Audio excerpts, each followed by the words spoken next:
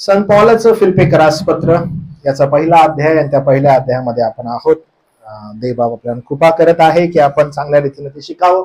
मी आज तुमच्यासाठी फिलिप्पियरास पत्र याचा पहिला अध्याय वचन 10 वाचत आहे. त्याकडे थोडस लक्ष द्यावं आपण.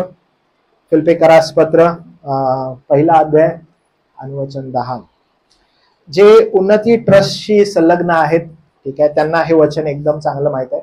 कारण उन्नती ट्रस्टच्या लोगोच्या खाली हे वचन आहे की अप्रूव्ह द एक्सलन्स म्हणून इंग्लिशमध्ये श्रेष्ठ ते तुम्ही पसंत करावं. ठीक आहे, तर जे तुम्ही आहात तुम्हाला माहित असेल की हे वचन किती इम्पॉर्टंट आहे आणि ते वचन आज आपण शिकणार आहोत की याचा अर्थ काय आहे नेमका. जे श्रेष्ठ ते तुम्ही पसंत करावे, तुम्ही ख्रिस्ताच्या दिवसासाठी सात्विक व निर्दोष असावे.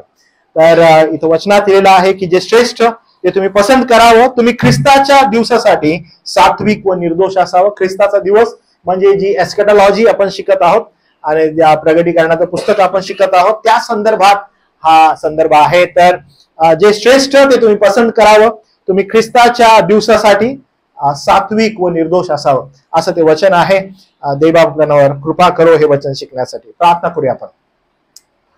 प्रभू देवा, आम्ही तुझे आभार मानतो की इथवर तू आमच्यावर कृपा केलीस आणि देवा त्या कृपेद्वारे तुझं वचन शिकण्यासाठी मंडळीला तू एकत्र करत आहेस. तुझा संदेश, तुझं शिक्षण मंडळी संदर्भात काय आहे, तुझी इच्छा मंडळी संदर्भात काय आहे, हे पुन्हा एकदा तुझ्या वचनाकरवी तू आम्हाला समजावून सांग. गौरव, मान, महिमा आम्ही तुला देतो कारण ते तुझं आहे. ये प्रभू, आज तू तुझ्या मंडळीची भेट घे आणि तू तुझं गौरव करून घे. तारणारा प्रभू येशू ख्रिस्त याच्या नावात ही विनंती आम्ही देवा तुला सादर करतो, म्हणून तूच ऐक. आमेन. आपण फिलिप्पियरास पत्र शिकत आहोत आणि मागे 2 रविवार आपण फिलिप्पियरास पत्राचा जो प्रवास आहे त्या प्रवासाला सुरुवात केलेली आहे. आणि पॉल विशेष करून ज्यावेळेस वचन 3 मध्ये सांगतो की मला तुमची एकंदर आठवण येते, तिच्यावरून मी आपल्या देवाचे उपकार स्मरण करतो. आणि फिलिप्पियरास पत्र आणि त्याची सुरुवात आपण जर पाहिली तर प्रेषितांची कृत्ये याचा 16वा अध्याय आणि 16व्या अध्यायामध्ये आपण या पत्राची सुरुवात पाहतो की प्रेषित पॉल कशा रीतीनं मासिदोनियामध्ये गेला. मासिदोनियाच्या प्रांतामध्ये फिलिप्पी हा प्रांत होता. आणि जसं आपण पौलाच्या जीवन चरित्राकडे पाहतो की पॉल जेव्हा जेव्हा त्याच्या मिशनरी जर्नीला सुरुवात करतो, तो गेल्यानंतर सगळ्यात पहिला हे पाहतो की यहुदी लोक कुठे आहेत. आणि यहुदी लोक पाहिल्यानंतर त्या ठिकाणी जाऊन त्यांच्यासाठी हितगुज करत असतो. यासाठी ख्रिस्ताची जी सुवार्थ आहे ती त्यांना कळावी. आणि मासिदोनियामध्ये तो जातो, फिलिप्पी या प्रांतामध्ये, आणि विचारपूस करतो की यहुदी लोक कुठे आहेत. आणि यहुदी लोक ज्यावेळेस शबात दिवशी एकत्र भेटायचे त्या दिवशी तो त्या ठिकाणी जातो ज्या ठिकाणी नदी आहे. आणि त्या ठिकाणी जाऊन तो संवाद साधायला सुरुवात करतो. काही स्त्रिया आहेत त्यांच्यासंग तो बोलायला सुरुवात करतो.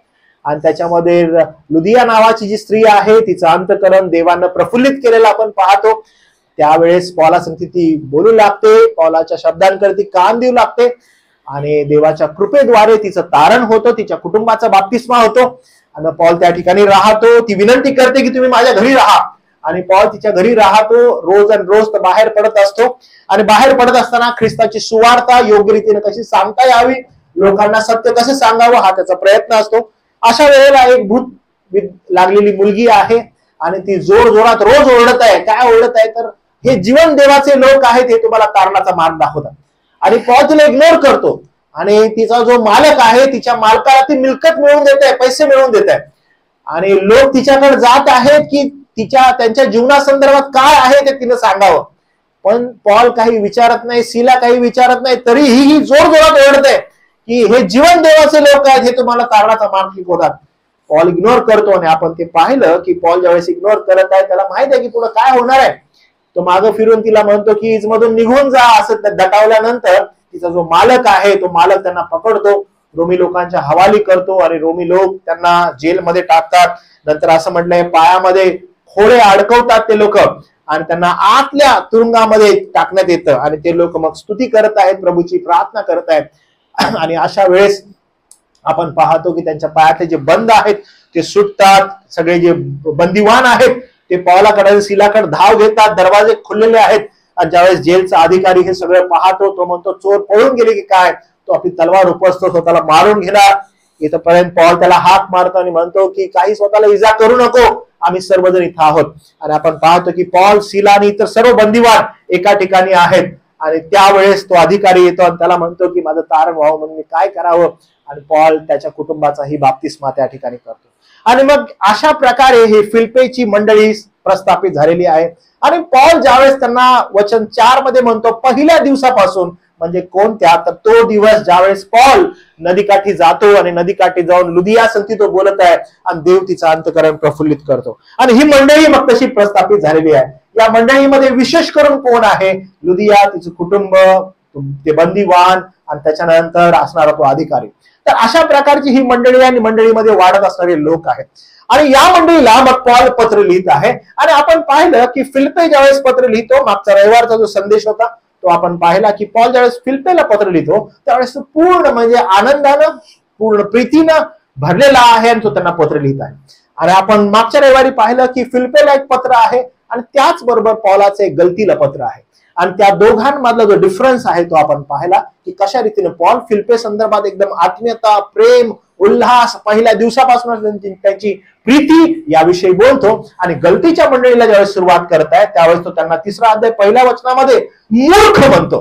मूर्ख गलतीकरांनो. आणि नंतर ज्यावेळेस वचन 6 पासून सुरुवात होते अध्याय 1 मध्ये आपण पाहतो त्यांना तो म्हणतो तुम्हा समोर जो वधस्तंभावर खेळलेला ख्रिस्त ठेवलेला होता, तुम्ही इतक्या लवकर अन्य सुवार्तेकडे कसे वळाले, असं त्यांना तो दटावतो. म्हणजे एका मंडळीला एकदम रागामध्ये आवेशानं पत्र लिहितो आणि एका मंडळीला एकदम प्रीतीनं पत्र लिहितो. डिफरन्स काय आहे आपण ज्यावेळेस ही जाणीव केली तर आपल्याला दिसतं की फिलिप्पीचे जे लोक आहेत त्यांचा उद्देश, त्यांचा फोकस कठीण काळामध्ये पॉल सांगत आहे की मी बंदिवान असताना तुमची प्रीती कधीही कमी पडली नाही, तुम्ही कधीही सत्यापासून हल्ले नाही. आणि आपल्याला एनकरेजमेंट मागच्या रविवारी मिळाली की जर पॉल आपल्या संदर्भात जर लिहित आहे तर त्याचा उद्देश काय असावा, आपण कसं हलू नये विश्वासापासून. मागच्या फ्रायडेला मी तरुणांसंदर्भात बोलत होतो आणि एक नवीन पुस्तकाला आम्ही तरुणांच्या बायबल स्टडीला सुरुवात केली. आणि ते पुस्तक आहे संत पॉलाचं तिमथ्याला पत्र. आणि पॉल जो आहे तो तिमथ्याला ज्यावेळेस पत्र लिहितो तर त्या पत्रामध्ये आम्ही सुरुवातीला पाहिलं की पॉल नक्की काय त्यांना सांगत आहे. मी तुम्हाला हे यासाठी सांगत आहे की पॉल पत्र लिहित असताना प्रत्येकामध्ये एक वेगळा पॉलाचा उद्देश आहे आणि सांगण्याची पद्धती आहे. तर माझा उद्देश आहे की तुम्ही विशेष करून ते पत्र उघडा बरं, पहिले तिमथी याचा 1ला अध्याय वचन 1, 2, 3 वाचा बरं. आणि मग तुम्हाला समजेल की एक्झॅक्टली आपला ओळख कुठे आहे, आपण कसे चाललेलो आहोत, पॉल काय नक्की शिकवत आहे पहा. 1 Timothy chapter 1 verse 1 to 3. Go ahead.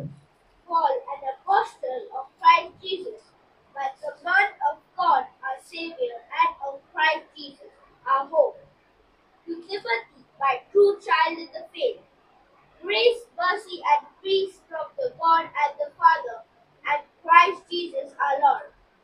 As I urged you when I was going to Macedonia, remain at Ephesus, so that you may charge certain persons not to teach any different doctrine, not to devote themselves to myths and endless genealogies. Bus.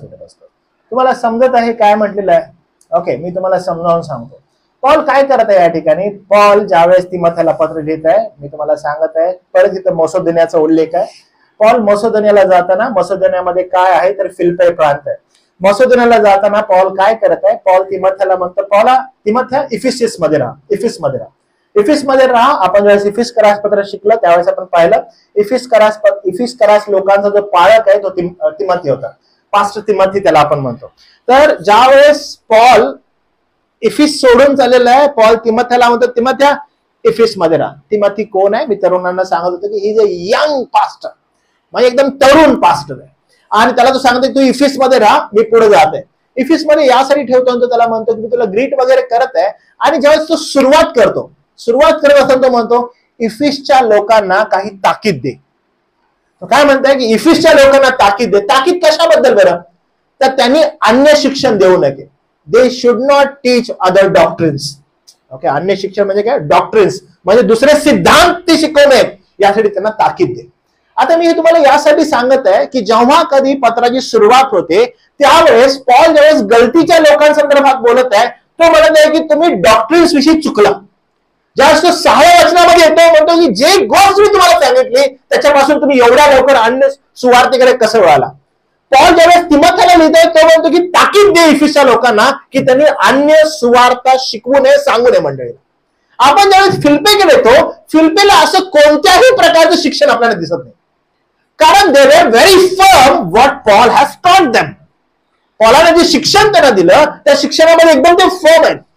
Take any epistle from the Bible, take Romans, take Corinthians, कुठलंही पत्र घ्या, Paul ज्यावेळेस सुरुवात करतो directly त्यांच्या विश्वासासंदर्भात बोलतो, प्रत्येकाच्या विश्वासासंदर्भात बोलतो.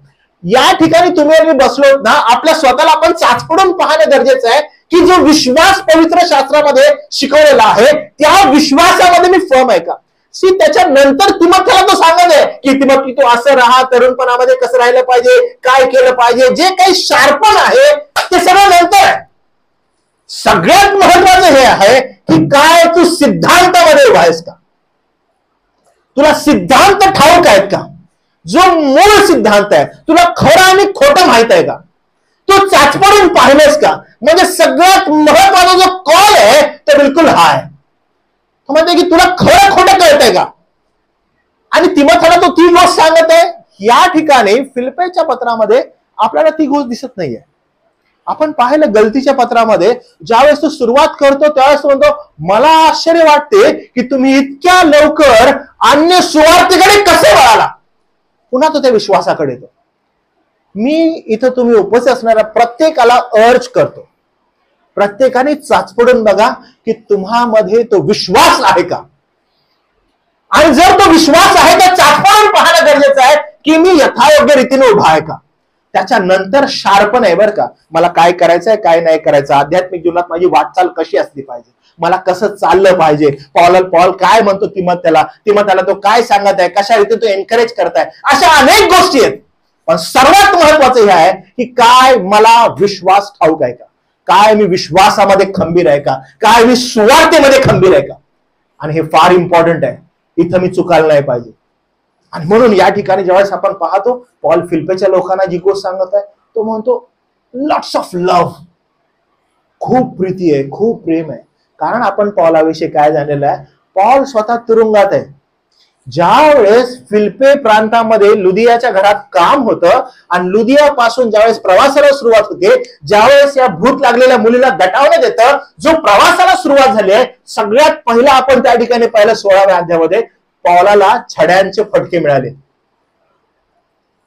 छड्यांचे फटके मिळाले, त्याला तुरुंगवास झाला, तुरुंगात तो आहे, पण तो फिलिप्पीच्या लोकांचा विश्वासासंदर्भात खंबीर आहे. तर पहिल्या दिवसापासून तुम्ही फेथफुल आहात. तुम्ही हे नाही बघितलं की अरे ज्यांना मला सुवार्थ सांगितलं त्याला मार बसला, अरे त्याचे कपडे फाडले. गो अँड रीड देअर प्रेषितांच्या कृत्यामध्ये, तर त्याचे कपडे फाडले, त्याला छड्यांचा मार दिला.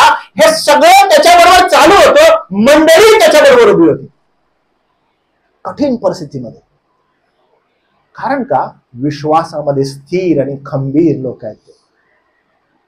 आणि मग तो त्यांना पुढे जाऊन जर तुम्ही पाहिलं तुमच्या काळ्या मथळ्यामध्ये बायबलमध्ये you read over there Philippians chapter 1 verse 9 आणि त्याचा जो काळा मथळा आहे वरचा तिथे तुम्हाला दिसतं बघा वाचकांसाठी प्रार्थना. तुमच्या बायबलमध्ये काय लिहिलंय बरं? ओके तसंच लिहिलंय काळा मथळा, यासाठी तुम्हाला समजायला पाहिजे म्हणून. तुझ्या बायबलमध्ये काय लिहिलंय? पौलाची कृतज्ञता व नाही नंतर 9व्या वचनापासून 9व्या वचनाचं हेडिंग काय तुमच्या? ओके वाचकांसाठी प्रार्थना, तेच आहे. आधी तुझ्या बायबलमध्ये काय काय नाहीये. आता हे जर आपण वाचलं काय नक्की प्रार्थना ही नेमकी काय बरं काय म्हणत आहे पॉल. तुम्ही परत इफिसच्या पत्रामध्ये घे, पॉलानं 2 प्रार्थना केल्यात इफिसच्या लोकांसाठी. Okay when we see Paul's prayer, पॉलाची प्रार्थना बघितली तर आज एखादा सो कॉल्ड जर सेवक आहे, कोणाला म्हटलं आम्हाला एका सेवकाकडे प्रार्थना करायला जायचे आणि मग तो सो कॉल्ड सेवक उभा आहे, तो मग ओके आय वॉन्टेड टू प्रे फॉर यू, आणि मग तुम्ही त्याजवळ गेला, मग तो काय प्रार्थना करेल बरं तुमच्यासाठी? तुम्हाला वाव या मायाजवळ, मग तुम्ही जाल त्यासमोर, काय होते बाबा तुला? मला ना नोकरी नाहीये. ओके ठीक आहे, अजून काय नाही? मला छोकरी नाहीये. ओके अजून काय? मला ही गोष्ट नाहीये, मला ती गोष्ट नाहीये. आणि मग काय मागण्या आणि कल्पना ज्या विचारामध्ये आहेत त्या सर्व त्या सेवकाच्या समोर, यासाठी त्या दैहित्याच्या गोष्टी माझ्यासाठी द्याव्यात. आता खुद्द पॉल इफिसच्या लोकांसाठी प्रार्थना करत आहे आणि इफिसच्या 2 प्रार्थना आपण मागच्या इफिसचं पत्र शिकत होतो आपण पाहिल्या. तो इनफॅक्ट एक पण गोष्ट दैहिकतेच्या स्वरूपात मंडळीसाठी मागत नाही, अजिबात एक पण गोष्ट मागत नाही दैहिकतेच्या स्वरूपामध्ये त्यांना जी हवी येते. अहो, ज्याला ईश्वरी प्रगटीकरण झालं, ज्याला खुद्द प्रभू येशू ख्रिस्ताना हाक मारून बोलवलं, ज्याला वारंवार प्रभू येशू ख्रिस्त वाणीद्वारे सांगत होतं की पुढे जाऊ नको, ज्याच्याद्वारे अनेक चिन्ह आणि चमत्कार प्रभूने घडवले, तो पॉल ज्याच्या अंगावर लोक रुमाल टाकत होते आणि टाकून तो रुमाल घालून जे आरोग्य यांना मिळावं त्यांच्या अंगावर ते टाकत होते, एवढं सामर्थ्य त्या पॉलामध्ये होतं. पॉल कधी नाही म्हणाला एक काम करा, चादर फाडा माझ्या अंगावर टाका आणि चादरीचे तुकडे करा आणि घेऊन जा. त्याचा उद्देश कधीच नव्हता, तो त्याचं धोरण ते कधीच नव्हतं. आणि तो तशा रीतीने निघालेला पॉल ज्यावेळेस इफिसच्या लोकांसाठी प्रार्थना करतो आपण पाहिलं, इव्हन एक पण गोष्ट तो अशी मागणी करतो प्रभूजवळ की हे देवा, तू यांच्यावर अशी कृपा करावी की त्यांनी तुझ्या पवित्रतेप्रत तुझ्या ज्ञानाप्रत पोहोचावं, अशी विनंती त्यांच्या संदर्भात तो करतो. आणि पौलाच्या त्या दोन्ही प्रार्थना इफिसच्या आपण वाचल्यात, पाहिल्यात, शिकलो. आणि त्यानंतर ज्यावेळेस आता आपण पुढे येतो फिलिपेमध्ये, आणि फिलिपेमध्ये असताना तो फिलिपेच्या लोकांसाठी प्रार्थना करत आहे. आणि फिलिपेच्या लोकांसाठी असणारी प्रार्थना ही अतिशय अद्भुत आहे, कारण ही मंडळी त्याच्या फार हृदयाच्या जवळची मंडळी आपल्याला दिसते. आणि तो त्यांच्याविषयी अशी विनंती करतो की माझी प्रार्थना आहे की, किती सुंदर आहे, माझी प्रार्थना आहे की, आता सुरुवात होत आहे, माझी प्रार्थना मंडळीविषयी आहे की. आता जे तुम्ही या ठिकाणी बसलेले आहात, जर समजा पॉल म्हणत आहे की माझी प्रार्थना अशी आहे की, आणि ही प्रार्थना जर अभिवचनाच्या स्वरूपात तुम्हाला पाहिजे की नाही आमच्या संदर्भात पॉलानं अशी प्रार्थना करावी, तर बी अवेअर, कारण ही प्रार्थना फार सुंदर आहे. आणि तो असं म्हणतो माझी प्रार्थना अशी आहे की तुमची प्रीती. आता या ठिकाणी तो म्हणत आहे की तुमची प्रीती. आता या ठिकाणी आपण म्हटलं प्रीती म्हणायला आपण म्हणतो देवानं जगावर एवढी प्रीती केली, आपण आणि त्यानं एकुलता एक पुत्र दिला, आणि मग आपण वारंवार ख्रिस्ती जीवन जे आहे ते प्रीतीला जॉईन करत असतो. प्रीती पाहिजे, प्रीती पाहिजे. ख्रिस्ती लोकांमध्ये काय हवे? ख्रिस्ती लोकांमध्ये प्रीती हवी, आणि ती प्रीती ख्रिस्ती लोकांमध्ये दिसायला पाहिजे. आता पॉल फार स्पेसिफिकली प्रीती संदर्भात विनंती करत आहे मंडळी संदर्भात. तो असं म्हणतो तुमची प्रीती, म्हणजे प्रीतीमध्ये काय असावं? तुमची प्रीती ज्ञानाने व सर्व प्रकारच्या विवेकाने उत्तरोत्तर वाढावी. आता याचं ज्यावेळेस आपण डिस्क्रिप्शन करतो आणि त्याला त्याची फोड करतो, त्यावेळेस प्रीतीमध्ये काय असावं? तर प्रीतीमध्ये ज्ञान असावं, प्रीतीमध्ये विवेक असावा. आणि जर प्रीतीमध्ये ज्ञान आहे, प्रीतीमध्ये विवेक आहे, तर ती प्रीती अधिकाधिक वाढेल. प्रीती वाढणं किंवा प्रीती वाढत जाणं म्हणजे नेमकं काय? कारण फिलिपेतील विश्वासणाऱ्यांची प्रीती वाढत जावी, ही प्रीती केवळ भावना नसून ती विचारपूर्वक सखोल समज असलेली असावी. म्हणजे प्रीती करत आहे पण ती कशी असावी? विचारपूर्वक, ज्ञानाने भरलेली. म्हणजे ही काही साधी सुधी प्रीती नाही बरं का. ओ माझी तुझ्यावर प्रीती आहे, माझं तुझ्यावर प्रेम आहे, असं नाहीये. कोणत्याही प्रकारचा भावनिक प्रभाव नाहीये, तो कोणत्याही प्रकारची ही भावना नाहीये. तर काय आहे? ही सखोल गोष्ट आहे. आणि पॉल म्हणत आहे की माझी प्रार्थना अशी आहे की तुमची प्रीती, आणि त्या प्रीतीमध्ये काय असावं? ज्ञान. त्या प्रीतीमध्ये असावं विवेक. आणि जेव्हा प्रीतीमध्ये ज्ञान आणि विवेक आहे त्याने तुमची प्रीती वाढत जावी. आणि तो कशासाठी वाढत जावी? तर बघा तो असं म्हणतो प्रीती यासाठी वाढावी की असे की, म्हणजे काय? असे की जर तुमची प्रीती ज्ञानाने विवेकाने वाढली, असे की त्याचा परिणाम काय होईल? तुम्ही श्रेष्ठते पसंत करा. काय होईल? श्रेष्ठते पसंत. म्हणजे तुमच्या माइंड मध्ये ज्यावेळेस हे ऑक्युपाय होतं, त्यानंतर ज्यावेळेस तुम्ही तुमचे जीवन जगू लागता त्यावेळेस तुम्ही श्रेष्ठते पसंत करता. काही जण जे तुम्ही या ठिकाणी बसले आहेत, तुमच्यातील अनेकांनी मला हा प्रश्न विचारलेला आहे की कसं ओळखायचं की हे देवाकडून आहे? देवाचा प्लॅन काय माझ्या संदर्भात? देवाची योजना काय माझ्या संदर्भात? हे कसं मी ओळखू? हे मला कसं कळेल? हे मला कसं समजणार? अनेक जण आपण आवेशी असतो, कसं मला कळेल ही देवाची योजना आहे, कसं समजणार काय आहे नेमकं देवाचं. मी हे उदाहरण तुम्हाला देत असतो आणि माझी इच्छा आहे की तुम्ही अधिक चांगल्या रीतीने हे समजून घ्या. याच विषयाला अनुसरून मी तुम्हाला 2 उदाहरणं देतो. आपण ज्या वेळेस बाजारात जातो आणि बाजारात गेल्यानंतर आपण मेथीची पेंडी आपल्याला घ्यायची असते आणि आपण जातो मेथीची पेंडी घ्यायला आणि जी विकणारी बाई असते तिला म्हणतो की बाई मला एक मेथीची पेंडी दे. मग ती जी बाई आहे ती तुम्हाला 10 पेंड्या 20 पेंड्या तिच्याजवळ आहेत आणि ती एक पेंडी मेथीची उचलते आणि तुम्हाला देते. आणि तिने ज्यावेळेस एक पेंडी तुम्हाला मेथीची देते तुम्ही तीच उचलून घेता आणि येता का? नाही, कारण तुम्ही हुशार आहात. तुम्हाला माहित आहे की ही जी पेंडी मला देत आहे या पेंडीला मी योग्य प्रकारे चापून चुपून बघणं गरजेचं आहे. मग मी काय करतो, ती उचलतो आणि ती उचलून सगळी आजूबाजूला पाहतो. मग तुम्हाला कळतं की काही बरोबर नाही, तर मी काय करावं, मी त्या 10 ज्या पेंड्या आहेत त्याला उचकटतो, खालून वर करतो आणि त्यानंतर एक पेंडी त्यातून काढतो आणि विचारतो ही बरी आहे का? मग तुम्हाला कळतं की नाही, त्या बाईनं जी पहिली दिलेली ना तीच बरी होती. मग एवढं उचकटून सगळं करून आपण म्हणतो हीच एक पेंडी आहे आणि ही पेंडी घेऊन येतो आपण. कारण का आपण काय केली, पारख केली. आपण काय केली, मेथीची भाजी घेताना आपण काय केली, पारख केली आणि पारख करून आपण एकदम चांगल्या रीतीने जे चांगलं आहे ते घेण्याचा प्रयत्न केला. बरोबर आहे. एवढा अभ्यासपूर्वक आपण त्यासाठी केला 10 रुपयाच्या मेथीच्या पेंडीसाठी. आता 10 रुपये नाही, आता महाग झाली असेल, 20-30 रुपये काहीतरी झाले सध्या. ओके, पण आपण प्रयत्न काय करत आहे की जे मला मिळाला पाहिजे कसं असावं, एकदम योग्य. तर समजा आता आम्ही कुठेतरी गेलेलो होतो, आता सध्या आम्ही त्या ह्याच्या लग्नाला गेलेलो प्रियशी. तर ज्यांनी एका XYZ हॉटेलमध्ये जेवलेले होते, ठीक आहे, तर सगळ्यांची इच्छा होती की एवढी ऍडव्हर्टाईज झाली ग्रुपमध्ये की त्या हॉटेलला जेवायचं.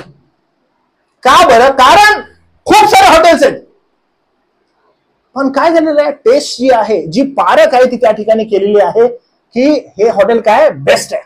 मग कसं तरी करून एवढ्या टाईट स्केड्यूल मधून कसा वेळ काढावा, कसं जावं, सगळ्यांनी एकदम म्हणजे इतका प्लॅन केला, म्हणजे आता सांगायला वेळ नाहीये, पण इतका प्लॅन की कसं करायचा, कसा अप्रोच करायचा, का हे सगळं कशासाठी की पारख केलेली आहे आणि त्या ठिकाणी जाऊन आपल्याला एकत्र खाणं आवश्यक आहे. किती गेलेलो आपण, किती जण होतो, 11 जण होते. तुम्ही विचार करा, 11 जणांचं प्लॅनिंग एकत्र जावं सगळ्यांनी एका हॉटेलमध्ये. आणि त्या हॉटेलमध्ये टेस्ट केलेले किती जण होते, 2-3 जण. पहिला खाली 3-4 जण असेल, बाकीचे सगळे आम्ही बोलल्यामुळे ते एवढे उत्साही झालेले की चलो जाते. मग सगळा प्लॅन वगैरे करून ते एकदम प्लॅनशीर आणून कुठला लंच टाइम जायचा, डिनर टाइम, एवढं सगळं कशासाठी, पारख केलेली होती. ही पारख त्यासाठी पेट केली, मेथीची पेंडी पेट केली, हॉटेल पेट केली. किती ती धावपळ, किती ते प्लॅन्स. मग खोटं पण बोलायचं नाही, मग कसं बोलायला लागेल, मग कसं सांगायचं, अरे किती प्लॅन्स. माझा एक सिंपल प्रश्न आहे बघा, एवढी धावपळ, एवढं ज्ञान कशासाठी वापरत आहे आपण, पोटासाठी. आध्यात्मिकतेची पारख करत आहे का आपण? नाही. आपण आपले डोळे बंद करून आध्यात्मिकते संदर्भात निर्णय घेत आहे जिसका कुछ लेना देना नहीं है. कोण म्हणाला अरे इथं चांगलं आहे तिकडे गेलो, कोण म्हणाला तिकडे आहे तिकडे गेलो. येशूचं नाव आहे, पारखच नाही.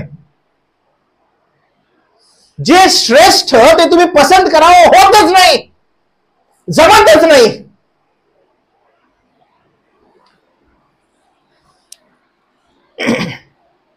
अजून एक तुम्हाला उदाहरण देतो पुढे जाण्या अगोदर. मी हे आपल्या बायबल स्टडी मध्ये तुम्हाला शिकवलेलं होतं, पण पुन्हा एकदा शिकवतो. समजा आपण या ठिकाणी सगळेजण बसलेले, चेहऱ्यावरून तर तुम्ही सगळे मला दिसायला एकदम हुशार दिसता, ठीक आहे. तर मला तुम्ही सांगा की एक वाईट आहे आणि एक चांगलं आहे, तर तुम्ही काय निवडता? बरोबर आहे, तुम्ही काय निवडता? चांगलं निवडता. कारण का आपल्याला समजतं की मला काय निवडायचंय, मला चांगलं निवडायचंय. बरोबर आहे. आता समजा हे चांगलं आहे, हे वाईट आहे. तुम्ही चांगलं निवडलं, मग चांगलं इकडे आलं, वाईटला मी इकडे ठेवलं. ओके. आता वाईट चांगलं आहे आणि उत्तम आहे, तुम्ही काय निवडणार? उत्तम निवडणार. चांगलं निवडणार का तुम्ही? कारण ऑप्शन काय तुमच्याकडे? उत्तम आहे. आता तुम्ही म्हणता तुम्ही हुशार आहे म्हणून, मग काय आलं, तुम्ही उत्तम निवडलं, मग चांगलं कुठे गेलं? तिकडे होतं. म्हणजे उत्तमच्या दृष्टिकोनातून चांगलं कसं आहे? कुछ नाही, व्हॅल्यू नाही इसको. मग हे कुठे गेलं? इकडं. आता इकडे उत्तम आहे आणि इथं अतिउत्तम आलं, आता काय निवडणार तुम्ही? अरे बघितलं, म्हणजे तुम्ही हुशार आहे, मला लगेच समजतं. तुम्ही लगेच म्हणाले की उत्तम आहे पण अतिउत्तम पण आहे, मग मला काय निवडायचंय? अतिउत्तम निवडायचंय. कारण तुम्हाला कळत आहे की अतिउत्तम कडे मला गेलं पाहिजे, आणि तुम्ही लगेच काय केलं? अतिउत्तमाकडे गेले. आता समजा अतिउत्तम आहे इथं आलं आणि श्रेष्ठ इथं आलं, तुम्ही काय निवडणार? अरे बघितलं आपलं कसं झालं की आपण कुठं धावतो लगेच? जे बेस्ट आहे, एक्सिलन्स. आपण काय पकडायला बघतो? एक्सिलन्स. जे श्रेष्ठ ते पसंत करण्याचा प्रयत्न करतो जगाच्या दृष्टिकोनात. ज्यावेळेस आध्यात्मिकच्या दृष्टिकोनाकडे येतो, तिथं प्रॉब्लेम आहे. आठवा मागच्या रविवारचा मेसेज काय घोळ झालेला होता माहित आहे? घोळ असा झालेला की पॉल गलतीच्या लोकांमध्ये आला आणि गलतीच्या लोकांमध्ये येऊन त्यांना सांगितलं की गलती करा असे लोक हो, ऐका, ख्रिस्ताची सुवार्ता तारण कृपेद्वारे आहे आणि यावर तुम्ही विश्वास ठेवा. गलतीचे लोक आले, म्हटले वाव, तारण कृपेने आहे, आणि त्याच्यावर ते ठाम होते.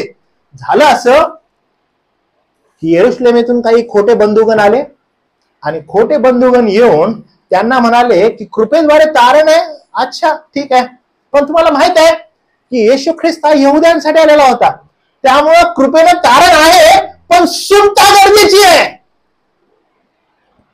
आणि मग कोणत्याही गोष्टीचा विचार न करता अनेक जणांनी सुटका करायला सुरुवात केली. आणि त्यामुळे पॉल ज्यावेळेस गलतीच्या लोकांना लिहितो, तो त्यांना म्हणतो की अरे मूर्ख गलतीकरांनो, वधस्तंभावर खेळलेला ख्रिस्त जो तुमच्या पुढे वर्णन करून ठेवलेला होता, त्या तुम्हाला कोणी भुरळ घातली? काय झालेलं आहे माहित आहे का की ज्यावेळेस येशूच्या नावामध्ये कोण दुसरं येतं आणि काही द्यायचा प्रयत्न करतं, विश्वासामध्ये आपण मूळतः स्थिर नसल्यामुळं आपण काय होतो? हालेडुले. हा आला आणि तो असं बोलला, हल्लो. तिथं यरूशलेमेवरून लोक आले, अहो पेत्र, याकोब, योहान त्यांच्या चर्चचे पालक, आणि हे कसे काय खोटं बोलू शकतात? हे कसं काय अन्य सुवार्ता आम्हाला देऊ शकतात? त्यांनी क्षणाचाही विलंब नाही लावला. त्यांनी येऊन पॉलाच्या प्रेषितपणावर पण प्रश्नचिन्ह निर्माण केलं. पॉल कोण? 12तला होता का? त्याने येऊन तुम्हाला सांगावं, तुम्ही ऐकावं. आणि लोक ब्लाइंड. म्हणून पॉल गलतीच्या पत्राला सुरुवात करत असतात असं म्हणतो, मी प्रेषित पॉल. सुरुवात कशी करतो तो? गलतीच्या लोकांना मी प्रेषित पॉल. कुणाला कशी सुरुवात करत नाही बरं का, पण गलतीच्या लोकांना बिलकुल करतो, मी प्रेषित पॉल, मी प्रेषित आहे, मी प्रेषित आहे, मी प्रेषित आहे. कारण का?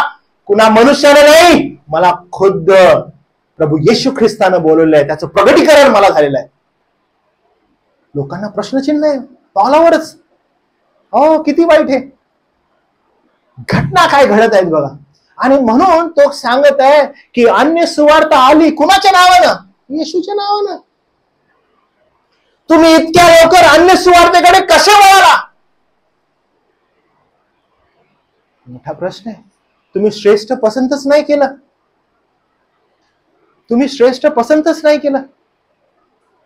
तुम्ही काय बघितलं? चांगलं काय, उत्तम काय, अतिउत्तम काय, याच्यामध्येच अडकले तुम्ही. तुम्ही श्रेष्ठत्वाकडे आलेच नाहीत. का बरं? कारण तुम्ही पाहिलं की अरे तारण कृपेने, ओके ठीक आहे, पण त्याच्यामध्ये ऍडिशन कृती करायला पाहिजे ना, सुनता करायला पाहिजे. तुम्ही तिकडे वळाले. तुम्ही पाहिलं वाव, मोठं चर्च, मोठ्या चर्चचे लोक, मोठ्या चर्चचा पास्टर, त्यांचे लोक आमच्या मंडळीत आले आणि आम्ही त्यांचं ऐकलं. Remember what Paul says to Timothy. जेव्हा तो त्याला म्हणतो, तिमोथ्या एक काम कर, इफिस मध्ये राहा. काय इफिस मध्ये राहा? ताकीद दे लोकांना की त्यांनी अन्य डॉक्ट्रिन शिकवू नयेत. Again again again with the basic teachings.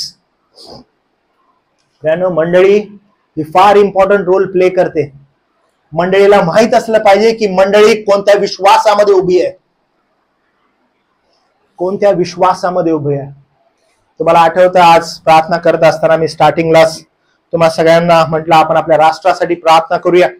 आणि आपल्या राष्ट्रासाठी प्रार्थना करत असताना मी तुम्हाला म्हणालो की परिस्थिती इतकी खराब झालेली आहे की लोक प्रभू येशू ख्रिस्ताच्या नावाची टिंगल आणि चेष्टा करत आहेत. कारण कोण आहे याला? कारण ज्या लोकांचं दैवत पोट झालेलं आहे आणि त्यांनी ख्रिस्ताचं जे शुभवर्तमान आहे, त्या शुभवर्तमानाचं जे सत्य आहे ते सत्य अयोग्य रीतीनं मांडलेलं आहे. आणि त्यामुळे जगाच्या समोर थट्टेचं कारण ख्रिस्त झालेलं आहे. काही लोक जे आहेत ते पुण्याचे जे दोघं नवरा बायको आहेत ते लोक असं म्हणत आहेत की ख्रिस्तामुळं आमचा छळ होत आहे. तो पंजाबचा एक जण आहे, तो असं म्हणतो की ख्रिस्तासाठी आम्ही छळ सहन करायला तयार आहे. पण आपण जर जाणीव करून घेतली, सगळा हा त्यांचा मूर्खपणा आहे. जे ते करत आहेत, जे ते बोलत आहेत, तो पूर्णपणे मूर्खपणा आहे. ख्रिस्ताची सुवार्ता बिलकुल तशी नाहीये. मी एक काही दिवसांच्या अगोदर एक व्हिडिओ पाहिला, तो त्याच्या पंजाबवाला जो आहे बलजिंदर, त्याच्या मीटिंगला काही लोक होते, त्यामध्ये बॉलिवूडचे काही लोक गेलेले होते. त्याच्यामध्ये एक छोटा जो राजपाल यादव आहे, त्याच्या डोक्यावर तो हात ठेवतो आणि त्याला म्हणतो 200 करोड का तेरे को कुछ मिलने वाला है जा. आणि तो वेड्यासारखा नाचाललाय स्टेजवर. म्हणजे इतकं वाईट झालेलं आहे की ख्रिस्त आणि ख्रिस्ताच्या असणारी जी सुवार्ता आहे, त्याचं सौंदर्य आहे, ते काढून घेऊन काहीतरी जगामध्ये जे विकाऊ आहे ते विकण्यात येत आहे. जसे अन्य जगामध्ये बाबा लोक करायला लागले तशा प्रकारची शिकवण देण्यात येत आहे आणि ख्रिस्ताच्या सुवार्तेचं सौंदर्य हे बाजूला सारलं जातं. त्याचा वधस्तंभ हा बाजूला सारला जात आहे आणि लोभ देह या गोष्टी देण्यात येतात. आणि लोक काय करतात? लोकांना असं वाटतं की श्रेष्ठते आहे आणि त्याच्याकडे लोक धावत आहेत. आणि त्यामुळं काय होत आहे? त्यामुळं हा सगळा जो केऑस झालेला आहे तो त्या गोष्टीचा परिणाम आहे. पण आपण फार काळजीपूर्वक प्रभूकडे जात आहोत आणि प्रार्थना करतो की हे देवा तुझी कृपा कर. आणि जे वचनाचं सत्य, अनेक या भारत देशामध्ये असे सेवक आहेत जे तुझं सत्य घेऊन चाललेले आहेत, जे निर्वाधितपणे सत्य आहे आणि निर्भीडपणे ते तुझं सत्य सांगत आहेत, त्यांच्यावर तुझी कृपा कर की त्यांनी यथायोग्य रीतीनं या राष्ट्राला तुझं वचन द्यावं. आणि म्हणून पॉल ज्यावेळेस फिलिप्पीच्या लोकांना लिहित आहे, तो म्हणतो की मला तुमच्यासाठी प्रार्थना करायची आहे. प्रार्थना कसली आहे बरं? ती प्रार्थना ही आहे की तुम्ही प्रीतीमध्ये वाढावं.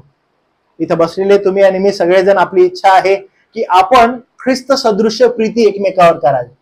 तर ख्रिस्त सदृश्य प्रीती करत असताना कसं ओळखायचं की याच्यामध्ये ख्रिस्त सदृश्य प्रीती आहे? ते मला माहिती आहे सगळ्यात इम्पॉर्टंट गोष्ट आहे निवड. आम्ही काय चांगली निवड करू शकतो? आमच्यामध्ये अशी क्षमता आहे की आम्ही चांगली निवड करू शकतो. आपण पाहिलं की आदामाद्वारे आपल्यामध्ये पापाचा शिरकाव झालाय. आपण कधीही चांगली निवड करू शकत नाही. मनुष्याचे प्राथमिक विचार, आपण डिप्रावेट असल्यामुळं, आपण भ्रष्ट झाल्यामुळं आपले विचार कसे खराब, पापी. आपण निर्णय घेतला काही चांगलं निवडायचं आपल्याला होत नाही. मी तुम्हाला सांगितलं बघा, एक आहे वाईट, एक आहे चांगलं. आपण म्हणतो आम्ही चांगलं निवडणार, सांगितलं. आणि तुम्हाला असं खरंच वाटतं तुम्ही चांगलं निवडणार? हो, जगाच्या दृष्टिकोनातून आपण निवडणार. आपण पूर्ण विचार करणार. उदाहरणामध्ये जर समजा या ठिकाणी तुम्ही बसलेले आहात आणि मुंबई, आपण आता सध्या चेंबूर तिलकनगर मध्ये आहोत, आणि तिलकनगर मध्ये तुम्ही असताना जर आज प्रजासत्ताक दिन आहे आणि राष्ट्रपती आहेत आपले, राष्ट्रपती म्हणाले की ओ या ठिकाणी ना सचिन बसलेला आहे, त्याला तिलकनगरचा नगरसेवक आपण बनवू. हो, राष्ट्रपतींनी म्हणत आहेत की माझ्याकडे अधिकार आहे आणि मी हे करतो. आपल्याला आपण सगळे खुश होऊ का नाही होणार? अरे आपण वाव, का तर सचिन नगरसेवक होत आहे, वा काय चांगली गोष्ट. आपण सगळे एकदम आनंदी. जर समजा राष्ट्रपती म्हणाले की ठीक आहे, नगरसेवक सचिन बनणार आहे, आपण म्हणू की वा आपल्याला खूप साऱ्या गोष्टी तिलकनगरमध्ये आता करता येतील, आपल्याला चर्च पण हवा आहे आणि आपण प्लॅन करत आहे. अचानकपणे ते म्हणाले की ठीक आहे मंडळी तुम्ही खुश झालात, पण माझी इच्छा आहे की त्यांना आमदार बनावं. तुम्हाला काय वाटतं, आपण त्याला नगरसेवकच बनवून ठेवू की आपली इच्छा आहे त्यांना आमदार बनावं? काय तुम्हाला काय वाटतं? आपण म्हणू की नाही नगरसेवक पेक्षा आमदार कसं आहे श्रेष्ठ आहे ना, तर आपण म्हणू की आमदार. पण आपण सगळेजण ना, कारण आपल्याला खूप साऱ्या गोष्टी करायच्या. आमदार ती म्हणे नाही नाही एक काम करू खासदार करू. सिग्नेचर आमदाराचं होतं पण मी काय करते खासदार करूनच टाकते. हो वाव म्हणा अजून चांगलंय, कारण दिल्लीमध्ये जाऊन अजून चांगल्या गोष्टी करू शकतो. एवढं आपण म्हणत आहे तिथून एक सिग्नेचर झाली की आपलं खूप सारं काम होईल. खासदार ओके ठीक आहे. मग ती म्हणते मी आता खासदार करायला जाते.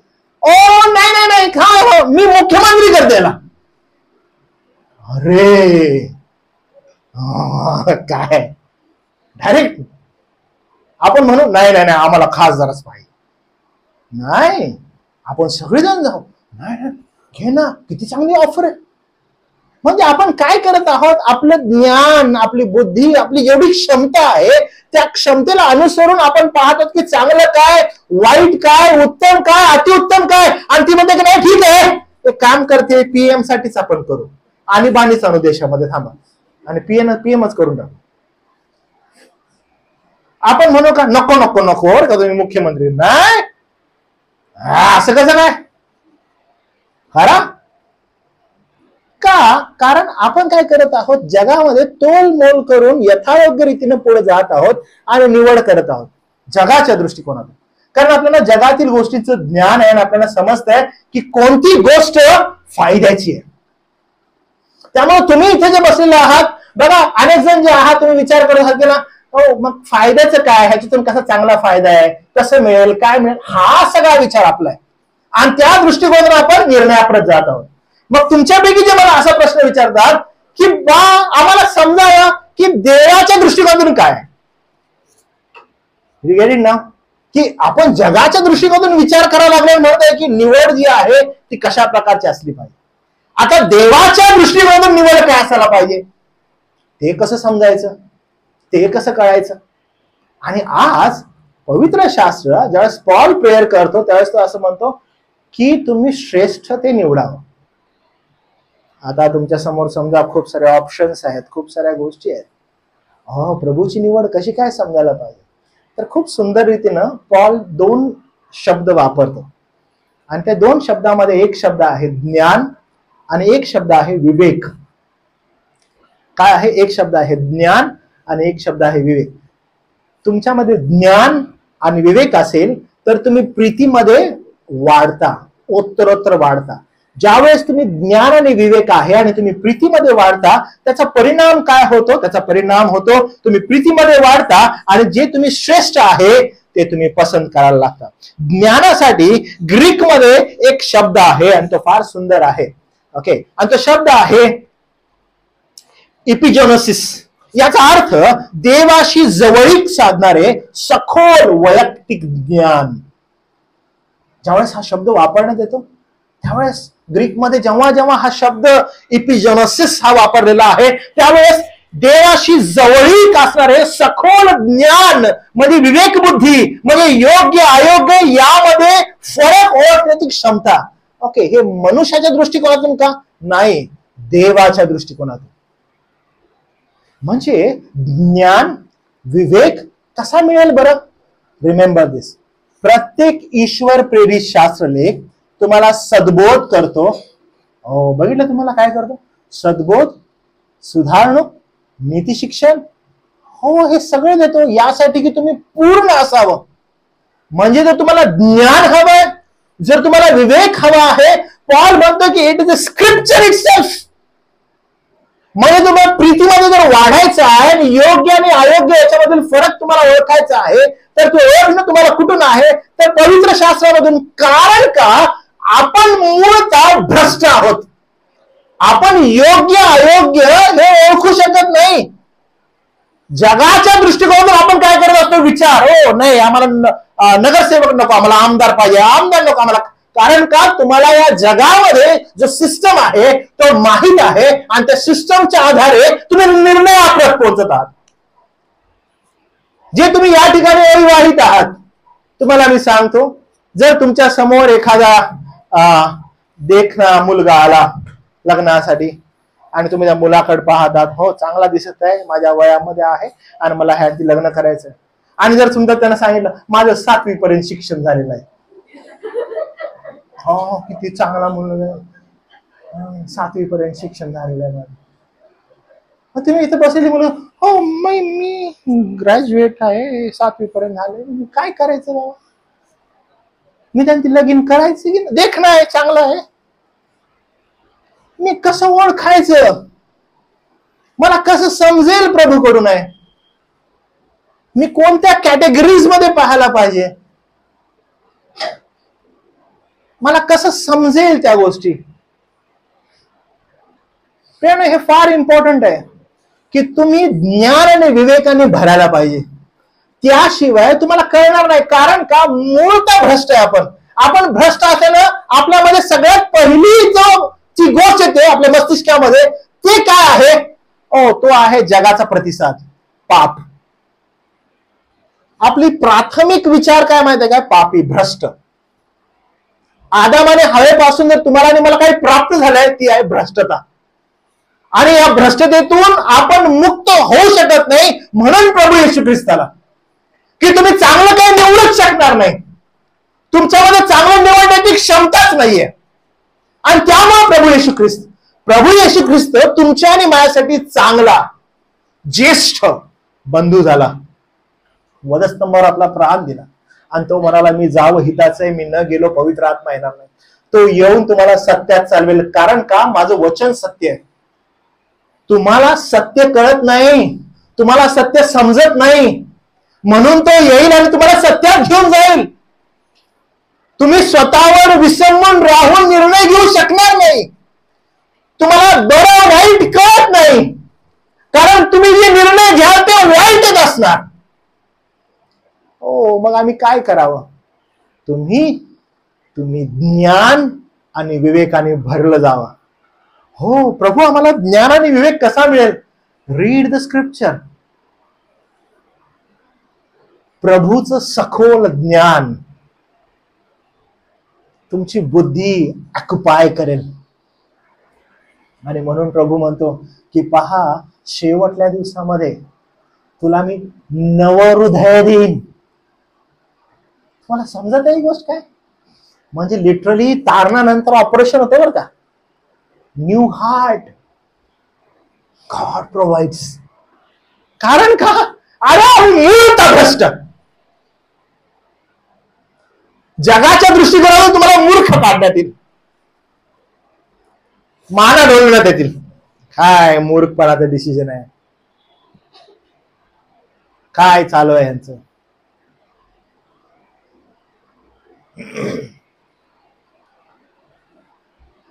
सो कॉल ख्रिस्ती म्हणणारे लोक पण तुमच्या जवळ येतील आणि तुम्हाला ज्या गोष्टी सांगतील त्या जग आणि जगाशी इन्फ्लुएन्स असतील. तुम्हाला निवड कराव्यास सांगतील जे जगाशी इन्फ्लुएन्स असेल. पण ज्यावेळेस तुम्ही प्रभूच्या वचनाकडे येता आणि तुम्हाला ज्ञान प्राप्त होतं, तुमचा विवेक जो आहे तो वचनाला ऑक्युपाय असतो, तुम्ही जे निर्णय घ्याल ते प्रभूला संतोषकारक असते, मनुष्याला नाही. बरं का, मनुष्य तुम्हाला सदैव वेड्यात काढेल. म्हणून बी अवेअर की तुम्ही कोणत्या गोष्टी संदर्भात जागृत आहात. कारण वचन असं म्हणतं की जे श्रेष्ठ ते तुम्ही पसंत करावं. मी तुम्हाला सांगितलं की आपण श्रेष्ठ पसंत करू शकू, अरे कधीच नाही. आजही जर तुमच्या समोर 2 गोष्टी ठेवल्या आणि तुम्हाला सांगितलं निवड करायची आहे, जगाच्या दृष्टिकोनातून जे उत्तम आहे तिकडे सगळ्यात पहिला तुमचे विचार धावतात. कारण का आपण मूळतः भ्रष्ट आहोत. भले शास्त्राच्या दृष्टिकोनातून ते यथायोग्य असेल, अरे उदाहरणामध्ये तुम्हाला मी सांगतो की या ठिकाणी तुम्ही उभे आहात, बसलेले आहात, आणि जर प्रभुवारी, जो वार प्रभूचा आहे, त्या प्रभुवारी तुम्हाला सांगितलं की बाबा रे, जर तू आज XYZ ठिकाणी जर आलास तर ते 1,00,000 रुपये तुला मिळतील, पण तुला तुझं चर्च, तुझ्या गोष्टी थोड्याशा आध्यात्मिक मिस कराव्या लागतील. आपण म्हणू एक तर रविवार आहे, काय एवढं ऍडजस्ट करायला, काय एवढं करूया ना. Will take very lightly. आध्यात्मिक संदर्भात असणाऱ्या गोष्टी आपण खूप हलक्या प्रमाणात घेतो. ओ मला ना आज आराम करायचा आहे, मी आज चर्चला जात नाही, काय गरज आहे, लेट मी टेक रेस्ट, मला आज थोडंसं राहू दे. प्रियांनो, हे फार इम्पॉर्टंट आहे. ओ आज मी बायबल कशाला वाचू, मी थकलोय, आज मी प्रार्थना कशाला करू, आहे काय गरज आहे, कंटाळा आलाय मला. आपण आध्यात्मिकते संदर्भात असलेल्या गोष्टी फार लाईटली घेतोय. पण तुम्ही तुमच्या जगातील असणारा जो कम्फर्ट आहे त्याला इतका व्हॅल्यू दिलेला आहे, हो तो फार डेंजर आहे. त्याला महत्व एवढं दिलेलं आहे, आणि मग आपण एक्सपेक्ट असं करतो की मला कळायला पाहिजे. काय कळायला पाहिजे? देवाकडून असणार काय, देवाकडून असणार काय, मला कळायला पाहिजे ना, हो मला समजायला पाहिजे ना. देव मला का नाही सांगत?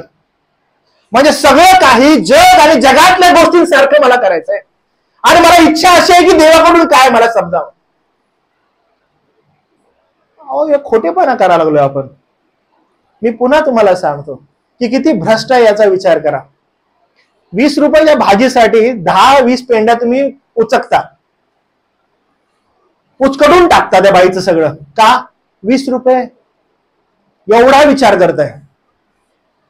आणि ज्या गोष्टीवर तुमचं कुटुंब, तुमची आध्यात्मिकता प्रस्थापित आहे, त्याची चाचपणी करायला थोडाही वेळ आहे तुम्हाला. खूप वाईट आहे. काय कराल तुम्ही? Oh you will rush to your work, जाने क्या काम पे जाने क्या मेरे को, और ट्रेन अमुक तमुक, काय कराल तुम्ही?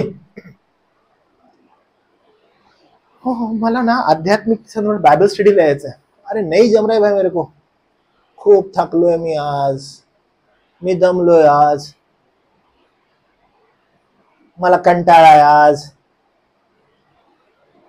What should I do? मी काय करू यासाठी?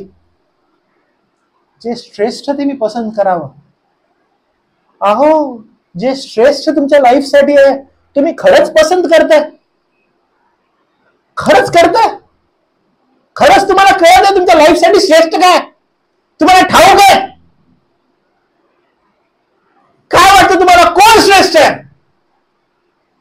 देवाने त्याचा एकुलता एक पुत्र प्रभू येशू ख्रिस्त दिला, तो श्रेष्ठ आहे. त्यानं श्रेष्ठ दिलं, काय दिलं? आपला प्राण दिला. अरे आपण काय करायला लागलं? श्रेष्ठ ते आम्ही पसंत करावं. मी पुन्हा म्हणत आहे बघा, हा 5 मिनिटाचा पार्ट सोडला आणि याच्या अगोदरचा पार्टचा तुम्ही विचार करा मेसेजच्या, that all part is belongs to in your mind all world. की आम्ही जगामध्ये काय श्रेष्ठ पसंत करावं, कसं करावं, काय करावं. आणि इच्छा अशी असते की मी आध्यात्मिक गोष्टीला प्राधान्य देतो, पण देवाला माझं चांगलं करावं.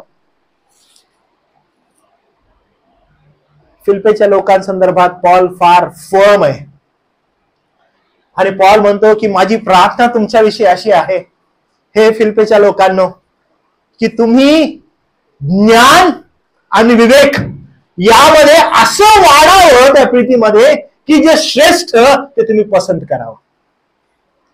तुमचं हे जे माइंड आहे ना, ते या गोष्टीने ऑक्युपाय होणं गरजेचं आहे. मार्टिन ल्युथरच्या काळामध्ये ज्यावेळेस मार्टिन ल्युथरने 95 थिसिस लिहिल्या आणि त्या विरोधात त्याला बोलवलं आणि त्याला म्हटलं की येऊन तू क्षमा माग किंवा तुझी थिसिस तू पुन्हा मागे घे. आणि ते भाषण फार मोठं प्रचलित आहे मार्टिन ल्युथरचं. आणि मार्टिन ल्युथर असं म्हणतो की माझा ससद्विवेक हा देवाच्या वचनाला बांधिलय, आणि ससद्विवेकाच्या विरोधात जाणं हे काय मला बरोबर वाटत नाही. हे यासाठी तो सांगत आहे कारण तो म्हणतो की माझा सद्विवेक देवाच्या वचनाला बांधील असल्या कारणानं मी काही अयोग्य लिहीन, मी काही अयोग्य बोलेन असं शक्यच नाहीये. प्रेम जे श्रेष्ठ ते निवडून घेण्यासाठी तुमचा विवेक देवाच्या वचनाला बांधील आहे का चेक. आणि देवाच्या वचनाकडे ज्यावेळेस आपण पाहतो प्रभू स्वतः म्हणतो की माझं वचन सत्य आहे. मी तुम्हाला पुन्हा पुन्हा हे गोष्ट सांगत आहे की तुम्ही आणि मी भ्रष्ट असल्या कारणानं आपण ज्यावेळेस जगामध्ये जातो निवड करायला जातो, आपली धाव आपली निवड ही वारंवार आपले प्राथमिक विचार हे दैहिक असल्या कारणानं आपण वारंवार पापाकडेच धाव घेतो. पण धन्य तो प्रभू ज्यानं तुम्हाला आणि मला त्याचं वचन दिलं, ते वचन आपल्याला त्याच्या वचनाशी बांधील राहायला ठेवतो. आणि त्यामुळे आपण फाईट करतो आपल्या देहासंदर्भात. पॉल म्हणतो मी त्याला बुचकळतो, त्याला मारतो माझ्या देहाला. तुम्ही श्रेष्ठ ते पसंत करणारे लोक असणं फार आवश्यक आहे. नाहीतर तुम्हाला माहित आहे सैतानानं फार सुंदर रीतीनं तुमच्या समोर एक गालिचा लावून ठेवलाय. आणि तो गालिचा काय माहित आहे का? एक आहे वाईट, एक आहे चांगलं. चांगलं आहे, उत्तम आहे, उत्तम आहे, अतिउत्तम आहे, अतिउत्तम आहे आणि श्रेष्ठ आहे. आणि प्रभू वारंवार म्हणतो श्रेष्ठ ते तुम्ही पसंत करा. पण इथं घोळ काय झालाय माहित आहे का? वाईट आणि चांगल्यामधून निवड करायला फार सोपं आहे बरं का, खूप सोपं आहे. वाईट आणि चांगलं आहे आम्ही चांगलं निवडणार. घोळ कुठे आहे माहित आहे? अतिउत्तम आणि श्रेष्ठ मध्ये निवडायला.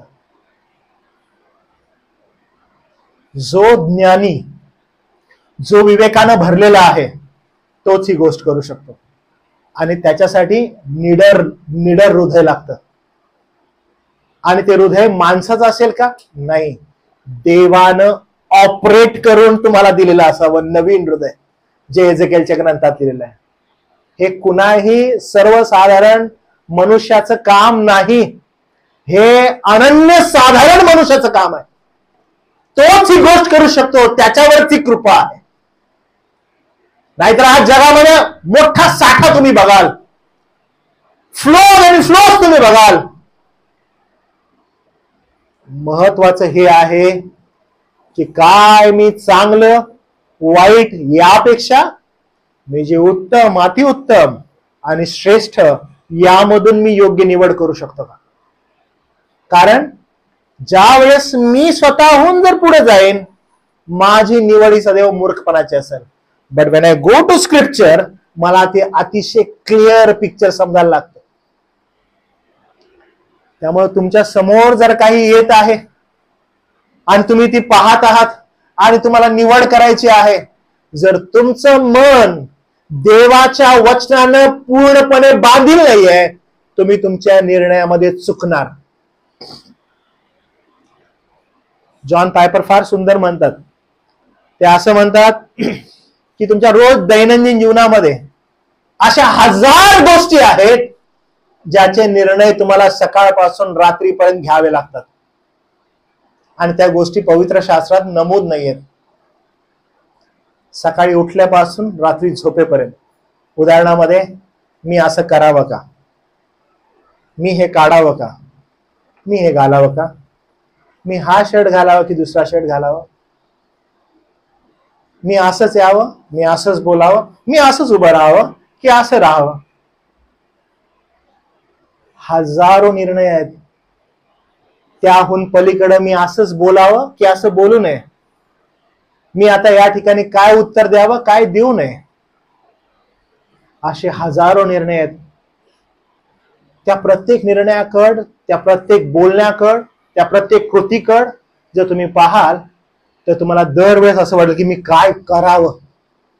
पण या निर्णयाच्या पलीकड जर तुमचं अंतःकरण देवाच्या वचनाला बांधील आहे, जर देवाचं वचन जर ज्ञान आहे, देवाच्या वचनात जर विवेक आहे, त्या विवेकाने ते भरलेलं आहे, तर तुम्ही प्रीतीमध्ये उत्तरोत्तर वाढाल.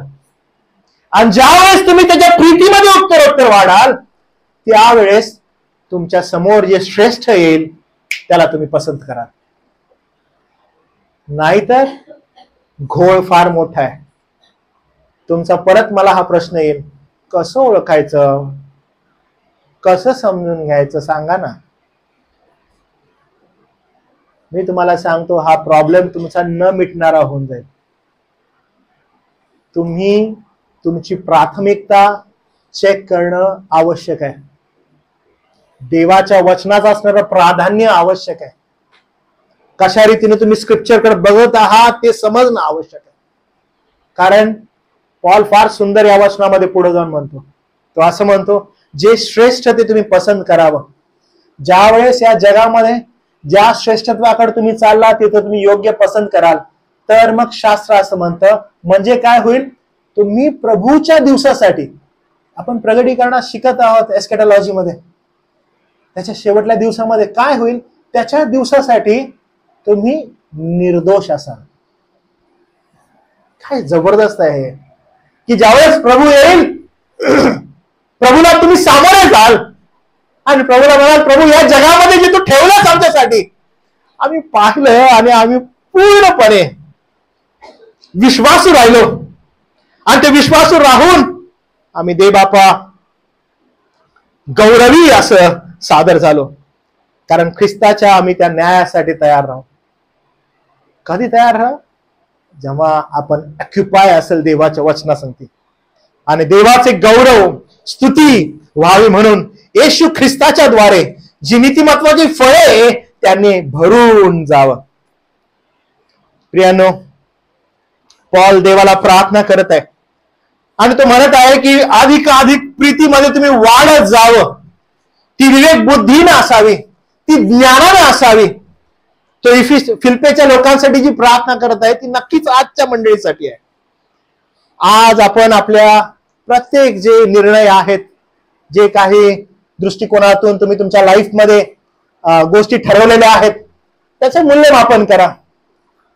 मी सदैव एक शब्द वापरत असतो, त्याची वजाबाकी करा. पहा तुम्ही कोणते निर्णय घेतलेले आहेत, कोणत्या गोष्टी कशा रीतीनं पाहिलेल्या आहेत, त्याचं मूल्यमापन करा. आणि ते मूल्यमापन देवाच्या वचनाशी आहे का चेक करा, का तुमच्या स्वतःच्या दैहिक गोष्टींसंदर्भात आहे. Check yourself. कारण पॉल ज्यावेळेस ही प्रार्थना करतो, तो इफिसच्या मुलीला फार लवली विथ लवेबल हार्ट त्यांना तो म्हणत आहे, तुम्ही मूल्यमापन करणं अत्यावश्यक आहे.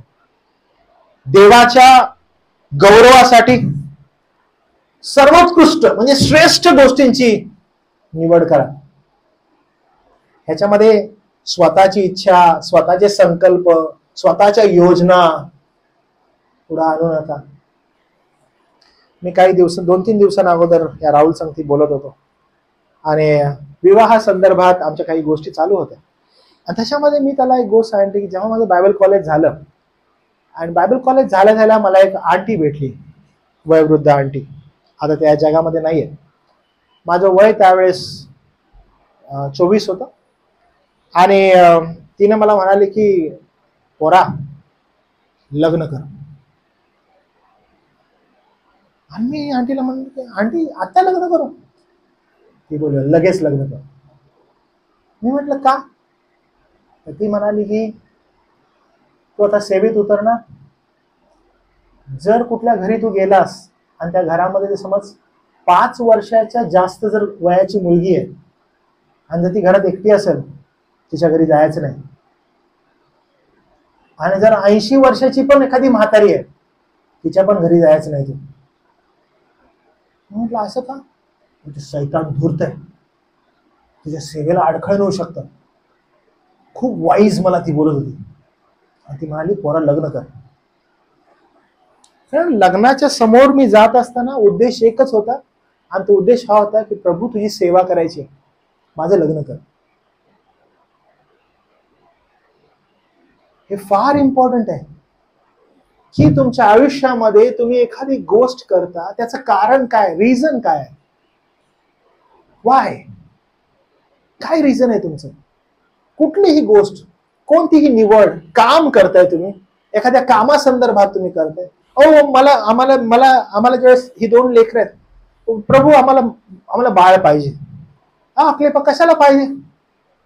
माझ्या म्हातारपणामध्ये मला साथ पाहिजे, माझा सांभाळ करणारा पाहिजे कोण, हा मला मदतनीस पाहिजे कोणता. नाही, का पाहिजे? तुझं गौरव करायचं देवा. देवभिरू संततीची इच्छा बाळ तुझं वचन सांगतं. And because of that verse, I need a child to glorify your name. आम्हाला पाहिजे गुलगुलू लाड आमचा. नाही, to train them for the Lord. देवाच्या गौरवासाठी देवभिरू संततीची इच्छा बाळगणार. आम्ही गोंड्या करून ठेवलंय. नाही, मला नोकरी पाहिजे. कशाला? कारण छोकरी मिळेल. नाही, मला देवाचं गौरव करायचं. काय माझ्या कामाद्वारे प्रभूचं गौरव होत है? Then I need a job. नहीं, मेरे को पैसा चाहिए, इतना पैसा होगा तो मैं इतना देगा, उतना होगा तो मैं उतना देगा. Do you really feel that कि देव गरीब आहे आणि तुमच्या पैशासाठी बसलाय? देणार आहे. काय चालू आहे? काय श्रेष्ठ निवडत आहे आपण? खरंच तुम्हाला वाटत आहे की आपण श्रेष्ठ निवडत आहे? नाही, आपण निवड मूर्खपणा करत आहे. त्या सार्वभौम देवासमोर, जगातील गोष्टी समोर मांडा लागलोय. किती सुंदर तो म्हणतो बघा, जे श्रेष्ठ तुम्ही पसंत करावे. कशासाठी? ज्यावेळेस प्रभू येईल त्यासमोर उभं राहायचं आहे. काय? निर्दोष न्यायासमोर उभं राहत असताना तुम्ही पवित्र आणि निर्दोष असावं. मग कोणत्या गोष्टीची प्रौढी, कोणत्या गोष्टीचा मोठेपणा आपल्याला असावा? झिरो प्रियानो, zero. Everything is for the glory of God. म्हणून तो समोर म्हणतो, आणि देवाचं गौरव आणि स्तुती व्हावी म्हणून येशू ख्रिस्ताच्या द्वारे नीतिमत्वाच्या फळांनी तुम्ही भरून जावं. मग तुमच्यामध्ये काय दिसणं गरजेचं आहे? नीतिमत्वाची फळं. त्यातलं जबरदस्त आहे. आणि आपण कुठं स्टक आहे माहितीये का? पुन्हा भ्रष्ट असल्या कारणाने त्या भ्रष्टतेच्या गोष्टींमध्ये. म्हणून श्रेष्ठ ते निवडावं. आपल्यामध्ये क्षमता आहे नाही, म्हणून प्रभूने त्याचा आत्मा, त्याचं वचन दिलं की आपण समजावं श्रेष्ठ काय.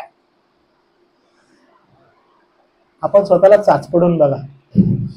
जेव्हा आपण प्रभूजवळ जात आहे, स्वतःला चेक करा की what we are asking from him. आणि कशासाठी? स्वतःसाठी, त्याच्या गौरवासाठी. तुमच्या जीवनातील प्रत्येक गोष्ट जर तुमचं तारण झालेलं आहे, त्याच्या गौरवासाठी आहे. एव्हरीथिंग, प्रत्येक गोष्ट.